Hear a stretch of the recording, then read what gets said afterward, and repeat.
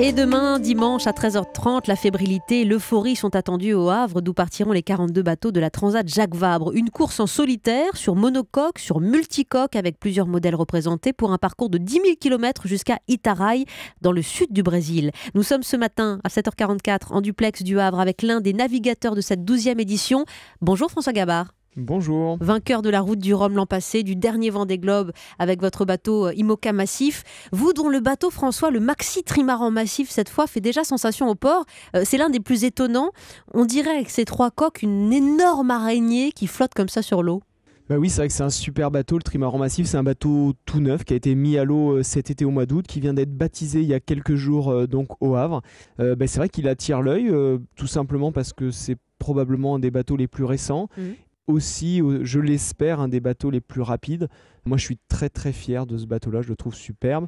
Et je suis content et ravi que le public aussi s'arrête et regarde ce bateau avec attention. Bien sûr, il fait 30 mètres ce bateau, un mât de 35 mètres. Il est absolument étonnant et vous en connaissez maintenant la silhouette avec beaucoup de photos qui circulent.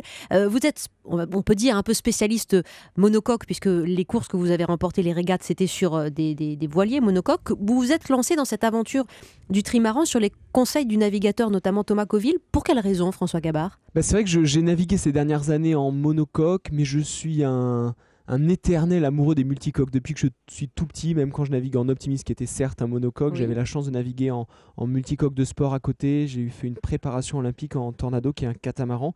Mais c'est vrai que j'ai beaucoup de choses à apprendre pour être capable de manier des bateaux comme ceux-là au large. Je vais découvrir ça dans les semaines et les mois qui viennent. Dites-nous ce qui change fondamentalement entre un monocoque et un trimaran comme celui que vous avez aujourd'hui avec la Massif. Donc un monocoque, c'est un bateau à une coque avec une quille sous le bateau, donc une quille en plomb qui permet de stabiliser le bateau, alors qu'un multicoque, donc un trimaran à 3 coques ou un catamaran à 2 coques, sont des bateaux qui sont plus larges et qui ont leur stabilité par leur largeur. Oui. C'est des bateaux qui sont proportionnellement plus légers et donc plus rapides.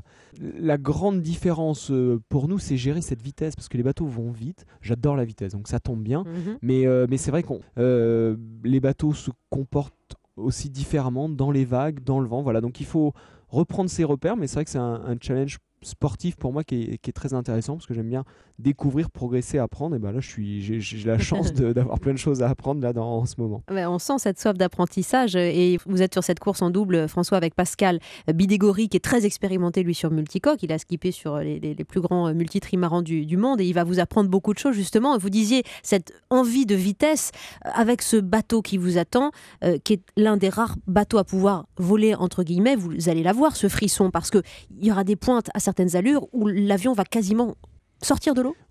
Oui, alors on a donc cet appendice qui est un foil qui nous permet de nous appuyer sur l'eau et de sortir les coques de l'eau. Alors si ce n'est pas pour voler, au moins pour alléger le bateau. Et il faut comprendre que plus le bateau est léger, moins il va traîner dans l'eau et plus il va aller vite. Mais c'est vraiment ce qu'on recherche. Et vous attendez à des pointes de vitesse à combien de km/h pour faire rêver un peu nos auditeurs ? On ne va pas chercher à faire des pointes de vitesse pendant cette course-là. On va surtout essayer d'avoir des vitesses moyennes élevées. C'est ça qui permet de gagner des courses. La pointe de vitesse qui va durer quelques secondes ne sert pas à grand-chose. En revanche, on va essayer d'aller vite le plus longtemps possible. On doit être capable, si les conditions sont bonnes, d'aller à 25, 30 nœuds en vitesse moyenne, c'est-à-dire 55, 60, 70 km à l'heure. Voilà, si on arrive à avoir des vitesses moyennes entre 50 et 60 km à l'heure, c'est déjà très, très bien. Est-ce que vous êtes en train de nous dire, François Gabard, que finalement cette Transat Jacques Vabre, c'est un peu un immense bassin d'entraînement pour mieux comprendre les capacités de ce bateau avant votre vrai défi qui est le tour du monde en solitaire ? Tout à fait, c'est vraiment faut voir le projet sur du long terme. On a un projet sur 5 ans. Alors cette Transat Jacques Vabre est très importante pour nous. C'est la première course du bateau. C'est la seule course en 2015 à laquelle je vais participer. Donc voilà, on a une course qui est très importante, mais qui est une course de développement, de fiabilisation du bateau. Donc voilà, on n'est pas là pour faire de la performance à tout prix. On est là surtout pour progresser, apprendre, pour nourrir, je l'espère, les victoires des années à venir. Oui, même si vous dites que le défi pour le Jacques Vabre, c'est d'arriver avant le 2e. Donc on a bien compris quand même votre envie de défi perpétuel. Non, oui, c'est sûr. On essaie toujours avec Pascal, on est des compétiteurs, donc on va tout faire pour être devant, mais ce n'est pas l'objectif numéro 1. Un multi-trimaran comme celui-ci, 30 mètres, je le rappelle, il n'est pas dangereux pour un homme seul, et seul pour un tour du monde qui plus est ?